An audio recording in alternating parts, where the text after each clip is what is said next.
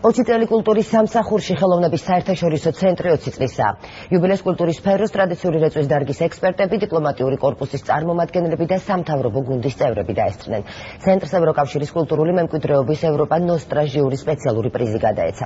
საღამო ნიკოლოზ რაჭველის და ეროვნული სიმფონიური ორკესტრის მიერ შესრულებული იმ ნაწარმოებების ფონზე მიმდინარეობდა, რომლებიც წლების განმავლობაში ხელოვნების საერთაშორისო ცენტრის გამოფენებს აფორმებდა.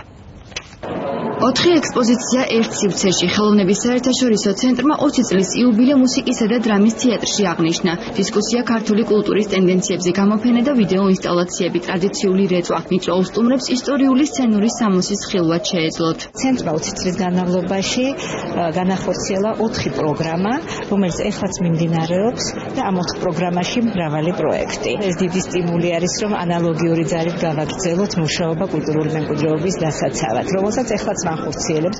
ხელოვნების საერთაშორისო ცენტრმა 20 წლის იუბილე მნიშვნელოვანი პრიზის მიღებით აღნიშნა. კულტურული მემკვიდრეობის დაცვაში შეტანილი წვლილისთვის ცენტრს ევროპა ნოსტრა ჟიური სპეციალური ჯილდო გადაეცა.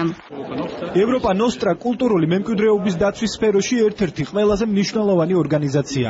ჩვენ ვნახეთ, როგორ კონსტრუქციულად, ორგანიზებულად ახერხებდა ხელოვნების საერთაშორისო ცენტრი გასული 20 წლის განმავლობაში კულტურული მემკვიდრეობის დაცვას. სწორედ ამიტომ ვფიქრობთ, რომ ის ნამდვილად იმსახურებს პატივისცემას ჩვენგან და შესაბამისად ამ სპეციალურ პრიზს ჩვენი ჟიურისგან. დიდი წვლილი მიუძღვის ხელოვნების საერთაშორისო ცენტრ კულტურული მემკვიდრეობის სფეროში ის, რომ დღეს პინწვისის, ან ტიმოთე სუგნის, ან სხვა ბევრი ეკლესიის მოხატულობა შენარჩუნებულია სწორედ ცენტრის დამსახურებაა და ეს 8 წელი კარგად დაინახა ევროპა ნოსტრამ.